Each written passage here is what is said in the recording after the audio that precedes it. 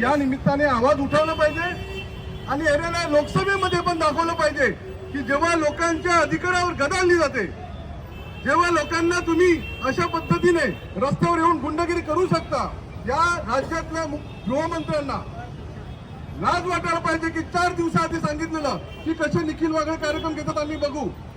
मग काय केलं तुम्ही? तुम्ही गृहमंत्री होता ना, आणि अगदी त्यांना मारेपर्यंत पोलीस नाहीत. सभा झाल्यानंतर, कारण निखिल वागळे हा मरणारा घाबरणारा माणूस नाही, सभा झाल्यानंतर सुद्धा त्यांना पोलीस प्रोटेक्शन दिलं नाही. म्हणजे आम्ही, तुम्ही जर आमच्या विरोधात असाल तर आम्ही तुम्हाला सोडणार नाहीत. आणि अशा गुंड लोकांना पाठीशी घालणारी गृहमंत्री आणि सरकार आणि लोकशाही न मानणारी ही लोक, यांच्या विरोधात आपण खंबीरपणे आवाज उठवला पाहिजे. आणि हे आवाज उठवण्यासाठी आपण सगळे निर्भीडपणे इकडे आलेले आहेत. या लोकशाहीला जिवंत ठेवण्यासाठी, ही संविधान जगण्यासाठी तुमच्या आमच्या सगळ्यांना रस्त्यावर उतरावं लागेल आणि आपल्याला आपले अधिकार वाचवण्यासाठी लढावं लागेल.